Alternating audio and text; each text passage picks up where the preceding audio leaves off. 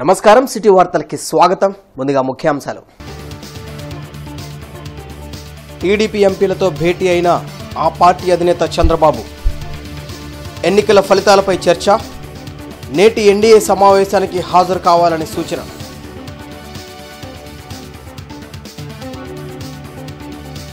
రేపటి తరం భవిష్యత్తు మనకి ముఖ్యం. ఎవరు కక్ష సాధింపుకు పాల్పడవద్దన్న కన్నా.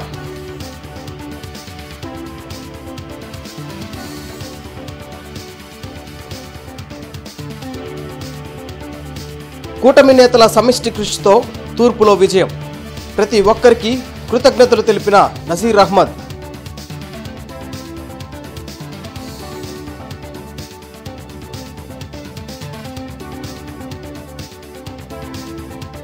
వైసీపీతో అంటకాగిన అధికారులు తగిన మూల్యం చెల్లించుకోక తప్పదు. ఎమ్మెల్సీ అశోక్ బాబు హెచ్చరిక.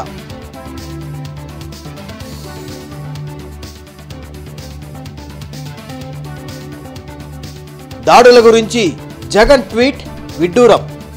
జనసేన నేత గాదే ఎద్దేవా.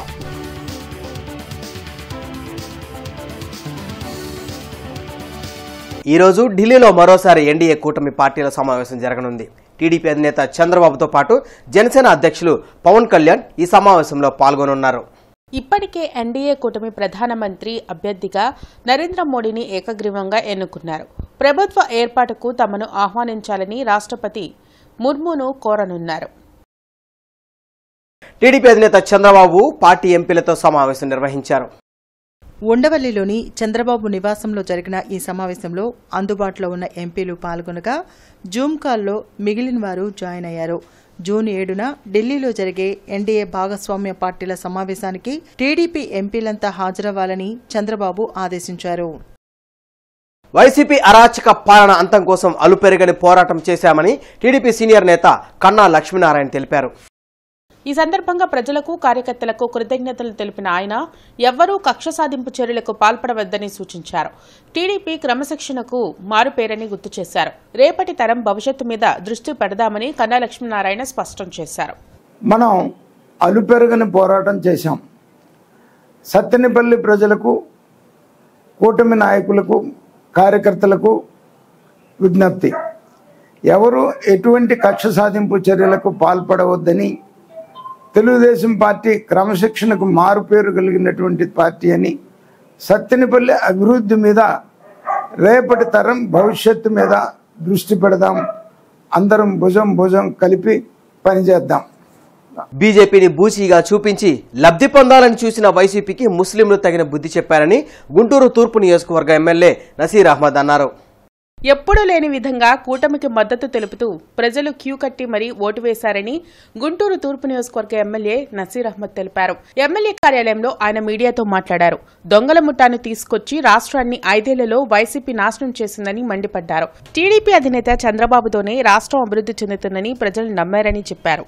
10 ఏళ్లు ఎమ్మెల్యేగా ఉన్న ముస్తఫా తూర్పు నియోజకవర్గ అభివృద్ధికి చేసింది శూన్యమని నసీర్ వ్యాఖ్యానించారు. తనను భారీ మెజార్టీతో గెలిపించిన ప్రజలకు ధన్యవాదాలు తెలిపారు. ప్రత్యేక ప్రణాళికతో నియోజకవర్గ అభివృద్ధికి కృషి చేస్తానని ప్రకటించారు. కార్పొరేషన్లో అవినీతికి పాల్పడిన వారు తగిన మూల్యం చెల్లించక తప్పదని తెలిపారు. కార్యక్రమంలో మద్దిరాల మేని, పిల్లి మాణిక్యరావు, చిట్టిబాబు, ఇతర నాయకులు పాల్గొన్నారు. ముందుగా రాష్ట్ర ప్రజలందరికీ కూడా పేరు పేరున హృదయపూర్వకమైనటువంటి ధన్యవాదాలు తెలుపుతా ఉన్నా.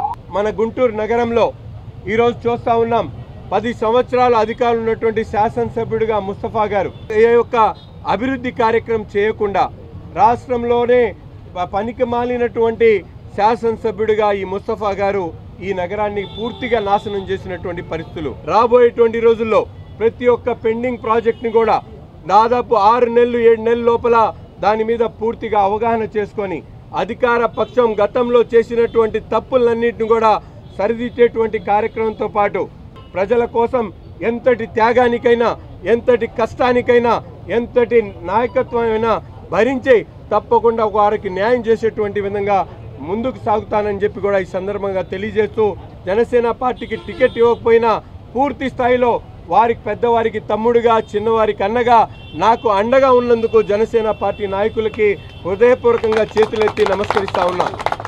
తెలుగుదేశం, జనసేన, బీజేపీ పార్టీల కూటమిని రాష్ట్ర ప్రజలు పెద్ద ఎత్తున ఆదరించారు. ప్రజావేదిక కూల్చిన రోజే వైకాపా పతనానికి నాంది పడిందని గుంటూరు జిల్లా చింతలపూడి గ్రామంలోని ఓ ప్రైవేట్ ఫంక్షన్ హాల్లో ఏర్పాటు చేసిన విలేకరుల సమావేశంలో ఎమ్మెల్యే ధూళిపాల నరేంద్ర కుమార్ అన్నారు. రాష్ట్రంలో వైనాట్ 175 అని ఎన్నికలకు వెళ్లిన జగన్మోహన్ రెడ్డికి 15 సీట్లు కూడా దక్కలేదని ఎద్దేవా చేశారు. గతంలో అసెంబ్లీ సాక్షిగా అమరావతి రాజధానికి మద్దతిచ్చిన జగన్మోహన్ రెడ్డి అధికారం చేపట్టాక 3 ముక్కలాట ఆడారని ఆరోపించారు. సంక్షేమం పేరుతో ప్రజాధనాన్ని వేల కోట్ల రూపాయలు తన ఖాతాలోకి మళ్లించారని దుయ్యబట్టారు. ఇసుక విధానం వల్ల వేలాది కుటుంబాలు వీధిని పడ్డాయన్నారు. సరైన కారణాలు లేకుండా నిరుపేదలు, వికలాంగుల పెన్షన్లు అక్రమంగా తొలగించారని ఆవేదన వ్యక్తం చేశారు. మాచర్ల ఎమ్మెల్యే పిన్నెల్లి రామకృష్ణారెడ్డి సోదరుడు నడి రోడ్డుపై రౌడీలు, గూండాలతో దౌర్జన్యానికి పాల్పడినప్పటికీ అధికారులు స్పందించలేదన్నారు. ప్రతిపక్ష నాయకులు చంద్రబాబు, పవన్ కళ్యాణ్లు ప్రజాయాత్ర చేపడితే వైకాపా నాయకులు, అధికారులు అడుగడుగునా అడ్డంకులు సృష్టించారన్నారు. ప్రభుత్వ అధికారులను అడ్డం పెట్టుకుని రాష్ట్రంలో రాక్షస పాలన సాగించారని ధూళిపాల నరేంద్ర మండిపడ్డారు. నాయకుడుగా ఉన్న మా నాయకుడు చంద్రబాబు నాయుడు గారు కావచ్చు, అలాగే జనసేన అధ్యక్షుడు పవన్ కళ్యాణ్ గారు కానీ ప్రజల్లో తిరగాలి అంటే, ప్రతిపక్ష నాయకులుగా ప్రజల తరఫున పోరాడాలి అంటే ప్రభుత్వం యొక్క దయాదాక్షిణ్యాలతోనే ఉండాలి అనే ఒక నిరంకుశమైన పాలన ఈ రాష్ట్రంలో మనం చూడటం జరిగింది. జగన్మోహన్ రెడ్డి ప్రతిపక్ష నాయకుడుగా ఉన్నప్పుడు మేము సెక్యూరిటీ ఇచ్చి ఆయన 1000 కిలోమీటర్ల పాదయాత్ర చేయడానికి అవకాశం ఇచ్చాము. మాచెల్ల వెళ్ళాలి అంటే చంద్రబాబు నాయుడు గారి యొక్క గేట్లు తాళాలు వేయటమే కాదు, జోగి రమేష్ లాంటి మంత్రులు అనే అహంకారంతో చంద్రబాబు నాయుడు గారి ఇంటికి వచ్చి వీరంగం వేసిన సంఘటనలు ఇవాళ మన కళ్ళ ముందు ఇప్పటికీ కనపడతా ఉన్నాయని చెప్పి నేను తెలియజేస్తాను. కూటమి అధికారం చేపట్టక ముందే వైసీపీ కార్యకర్తలపై దాడులకు పాల్పడుతున్నారని వైసీపీ అధినేత ట్వీట్ చేయటం విడ్డూరంగా ఉందని జనసేన పార్టీ జిల్లా అధ్యక్షులు గాదే వెంకటేశ్వర్లు అన్నారు. జనసేన పార్టీ జిల్లా కార్యాలయంలో గాదే వెంకటేశ్వరరావు మీడియాతో మాట్లాడుతూ వెచ్చలివిడిగా దాడులకు పాల్పడుతూ బూతులు మాట్లాడే నాయకులు ఉన్న వైసీపీ దాడుల గురించి మాట్లాడటం విడ్డూరంగా ఉందన్నారు. నగరంలోని ఒక సామాజిక వర్గంపై జనసేన నాయకులు దాడులకు పాల్పడ్డారని జరుగుతున్న దుష్ప్రచారాన్ని మానుకోవాలన్నారు. జనసేన కార్యకర్తలు ఎక్కడా రాజకీయ దాడులకు పాల్పడలేదన్నారు. జనసేనపై వైసీపీ చేస్తున్న దుష్ప్రచారంపై జిల్లా ఎస్పీకి ఫిర్యాదు చేస్తామన్నారు. జనసేనకు ప్రజలు ఇచ్చిన విజయం రాష్ట్ర అభివృద్ధికి ఎంతగానో ఉపయోగపడుతుందన్నారు. ఏనాడైనా జనసేన పార్టీ వాళ్ళు ఎక్కడన్నా రౌడీజం చేసింది ఉందా? ఎక్కడన్నా గుండాలు ఉన్నటువంటి పార్టీ నీది, బూతులు తిట్టేవాళ్ళు ఉన్నటువంటి పార్టీ నీది. అది స్వచ్ఛందంగా సేవ చేసి ప్రేమించేటటువంటి కార్యకర్తలు ఉన్నటువంటి పార్టీ జనసేన పార్టీ. మా గురించి నువ్వు ఎక్కడో ఏదో సెనిటైజేషన్ తీసుకొస్తే దాన్ని తీసుకొచ్చి మాకు కలిపి మమ్మల్ని ఏదో అబాస్పాలు చేయాలనే ఒక పిచ్చి ప్రయత్నం ఇంకా కూడా వైఎస్ఆర్ పార్టీ వాళ్ళు చేస్తున్నారంటే ఇంకెందుకురా బాబు నీకు దుగ్ధ. ఇంకా ఇవాళ పవన్ కళ్యాణ్ గారు అంటే చూపించాం కదా రాష్ట్రంలో. రాష్ట్ర ప్రజలు ఏ రకంగా పవన్ కళ్యాణ్ గారు నమ్మారో కూడా చూశారు కదా మీరు. ఇంత పెద్ద ఎత్తున పవన్ కళ్యాణ్ అనే వ్యక్తిని రాష్ట్రం యావత్తు కూడా నమ్మి కూటమికి ఇంత పెద్ద విజయం ఇచ్చిన తర్వాత కూడా మీరు ఇంకా వచ్చి ఏదో అబండాలు వేద్దాము అనుకుంటే ఎవడు నమ్ముతాడు ఇంకా మిమ్మల్ని? అసలు మీ ఎవడు చూస్తున్నాడు? మీ సాక్షి ఛానల్ ఎవడు చూడలేదంట.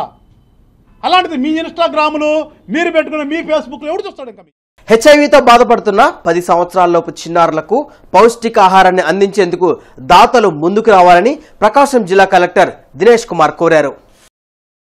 నాథ్ సెంటర్లో కలెక్టర్ దినేష్ కుమార్ మీడియాతో మాట్లాడుతూ అమ్మా చారిటబుల్ ట్రస్ట్ ఆధ్వర్యంలో చేపట్టిన కార్యక్రమాన్ని రాష్ట్ర వ్యాప్తంగా ప్రతి ఒక్కరూ స్ఫూర్తిగా తీసుకుని నిత్యావసర వస్తువులు దానం చేసేందుకు దాతలు ముందుకు రావాలని కోరారు. అమ్మా చారిటబుల్ ట్రస్ట్ ద్వారా కాకుండా నేరుగా బాధిత చిన్నారులకు నిత్యావసర వస్తువులు అందించేలా ఏర్పాట్లు చేసినట్లు చెప్పారు. ప్రతి ఒక్కరూ నెలకు 1000 రూపాయలు దానం చేసేందుకు ముందుకు రావాలని కోరారు. ప్రతి సంవత్సరం 5 చిన్నారులను ప్రకాశం జిల్లా కలెక్టర్ దంపతులు దత్తత తీసుకుని పౌష్టికాహారాన్ని అందించనున్నట్లు చెప్పారు. కార్యక్రమంలో ట్రస్టు నిర్వాహకులు జ్ఞానప్రసన్న స్వామీజీ తదితరులు పాల్గొన్నారు. దాతలు కూడా ఎక్కువ సంఖ్యలో ముందుకు రావాలి. ఖచ్చితంగా పిల్లలకి కావాల్సిన పౌష్టికాహారాలు స్పాన్సర్ చేయడం చాలా అవశ్యము. ఇప్పుడు బాబా గారు చెప్పినట్టు ఒక పిల్లలకి ₹1 ఒక 1000 రూపాయలు for 1 month is not at all a big expenditure. ఖచ్చితంగా ప్రతి ఒక్కరు ఇది ఓన్లీ డొనేషన్ చేయాలంటే only rich and well to do members మాత్రమే ఇది చేయాలని ఏమీ లేదు. నార్మల్గా ఉంటున్న వ్యవస్థలో ఉంటున్న ఒక మిడిల్ క్లాస్ పర్సన్స్ కూడా ఒక పర్సన్కి ఒక 1 year చేయాలంటే ఇట్స్ ఓన్లీ 12,000 రూపీస్. సో నేను కూడా ఈ కార్యక్రమంకి వచ్చిన విషయాలు నేను నా ఫ్యామిలీతో మాట్లాడి నేను and my wife are going to sponsor at least 5 kids each. మనసుండి ఒక 1000 రూపాయలు సరుకులు దానం చేసే అవకాశం ఉన్న ఒక డోనర్కి ఆకలి మాత్రమే క్రైటీరియా కావాల్సిందే. దాన్ని దృష్టిలో పెట్టుకొని ఏ పసిబిడ్డ అయితే ఇప్పుడు మనకి గుంటూరు డిస్ట్రిక్ట్లో సుమారుగా 550-600 మంది రిజిస్టర్డ్ చెప్తున్నాను నేను. ఈ 5 ఏఆర్టీ సెంటర్లో 6 I think GGH, ID hospital, GGH అంటే మన Guntur GGH, ID hospital, Mangalagiri NRI, Tenali, Narasaraopet, చెల్లూరుపేట మొత్తం కలిపితే సుమారుగా ఒక 600 లోపు రిజిస్టర్ అయిన పిల్లలు ఉంటారు. అమ్మా చారిటబుల్ ట్రస్ట్ ద్వారా ఈ యొక్క కంబైన్ డిస్ట్రిక్ట్లో 550 మంది పిల్లలు ఏఆర్టీ సెంటర్లో రిజిస్ట్రేషన్ చేయించుకున్నారు సార్. వారికి ప్రతి నెల సెకండ్ సాటర్డే, 2వ శనివారం మరి ఏఆర్టీ సెంటర్లో ఉన్న మెడికల్ ఆఫీసర్ వారి యొక్క అనుమతితో ఆ ఒక్కరోజు పిల్లలకు మాత్రం మందులు ఇవ్వాలండి అని మేము అందరం కోరడం జరిగింది. దాని ప్రకారమే మరి ప్రస్తుతం సెకండ్ సాటర్డే ఆ రోజు చిన్నపిల్లలకు మందులు ఇవ్వటం, అదే రోజు మందులు తీసుకున్న వెంటనే వారికి మరి అమ్మా చారిటబుల్ ట్రస్ట్ ద్వారా వారు ప్రత్యేకమైన పౌష్టికాహారం మరియు వారికి ప్రత్యేకమైన భోజనాలు కూడా ప్రస్తుతం జరుగుతుందండి, ప్రజెంట్ జరుగుతుంది. వడ్డమాను నుండి అనంతవరం వెంకటేశ్వర స్వామి దేవస్థానం వరకు రాజధాని రైతులు పాదయాత్రగా వెళ్లి మొక్కులు చెల్లించారు. టీడీపీ ప్రభుత్వం అధికారంలోకి రావడాన్ని హర్షిస్తూ రాజధాని రైతులు అనంతవరం వెంకటేశ్వర స్వామి దేవాలయంలో ప్రత్యేక పూజలు నిర్వహించారు. వైసీపీ ప్రభుత్వం రాష్ట్రానికి రాజధాని లేకుండా చేసి ప్రజలను తీవ్ర ఇబ్బందులకు గురిచేసిందన్నారు.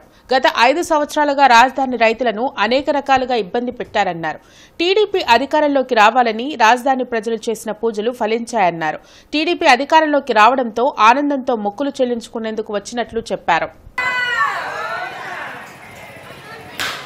కొట్టండి, అందరూ కొట్టుతా వచ్చేసాడు, పైకి వచ్చాడు.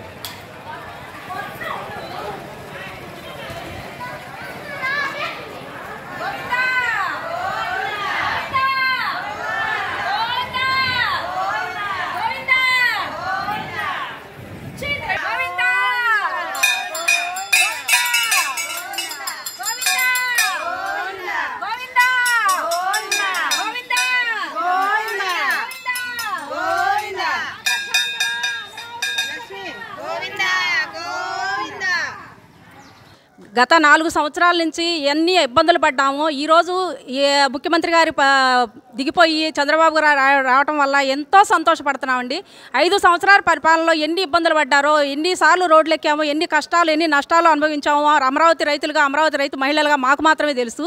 ఎన్నో బాధలు అనుభవించామండి, ఎన్నో కష్టాలు అనుభవించాం. ఈరోజు రాష్ట్ర ప్రజల యావత్ రాష్ట్ర ప్రపంచానికి మేము ఒకటే తెలియజేస్తామమ్మా, మీ అందరికీ మా పాదాభివందనాలమ్మా. ఈరోజు గెలుపు మనందరి గెలుపమ్మా. ఆంధ్ర రాష్ట్ర భవిష్యత్తు గెలుపు ఇది. బాబు గారిని మనం గెలిపించుకున్నది ఆంధ్ర రాష్ట్ర భవిష్యత్తు గెలుపు. ఈరోజు ఈ మొక్కుబళ్ళు వడ్డమాన గ్రామం నుంచి అనంతవరం వరకు పాదయాత్ర చేసుకుంటూ ఇక్కడికి వెంకటేశ్వర స్వామి సన్నిధిలో మొక్కుబడి చెల్లించుకోవడం కోసం ఇక్కడ ప్రజలందరూ వచ్చామమ్మా. మంగళగిరిలోని శ్రీ లక్ష్మీనరసింహస్వామి దేవాలయంలో టీడీపీ జాతీయ ప్రధాన కార్యదర్శి నారా లోకేష్, బ్రాహ్మణి దంపతులు ప్రత్యేక పూజలు నిర్వహించారు. ఈ సందర్భంగా ఆలయ అర్చకులు, దేవాదాయ శాఖ అధికారులు వారికి ఘన స్వాగతం పలికారు.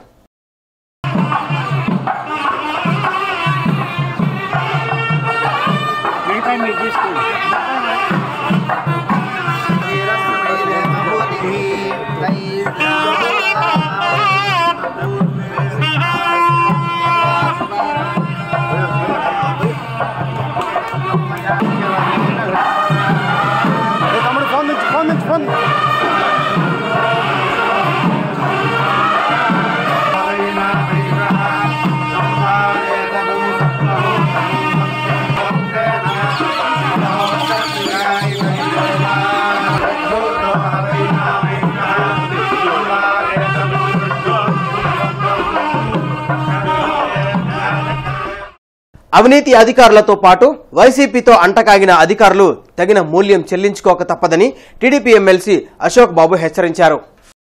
మంగళగిరిలోని పార్టీ కేంద్ర కార్యాలయంలో అశోక్ బాబు మీడియాతో మాట్లాడారు. టీడీపీ హయాంలో 30 మంది టీచర్లను బదిలీ చేస్తే గగ్గోలు పెట్టిన ఉపాధ్యాయ సంఘాలు దాదాపు 1800 మంది టీచర్లను అక్రమంగా బదిలీ చేస్తే ఉద్యమించకుండా కేవలం వినతిపత్రం మాత్రమే ఇచ్చాయని ధ్వజమెత్తారు.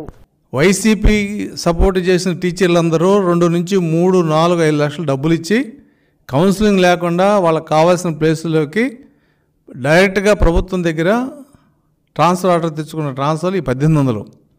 టీచర్ సంఘాలు ఏపీటీఎఫ్ కానీ యూటీఎఫ్ కానీ వీళ్ళందరూ మొత్తుకున్నారు. ఇది తప్పు, ఇది ప్రభుత్వం ట్రాన్స్ఫర్ చేయడం తప్పు, పైగా ఇంతమందిని 1800 మందిని చేయటం తప్పు, కౌన్సిలింగ్ జరగాలి అని చెప్పి వాళ్ళు మొత్తుకున్నా కూడా ప్రభుత్వం ఇలా ఎలక్షన్ కోడ్ ఉంది, మేము తర్వాత చూస్తామని అన్నారు.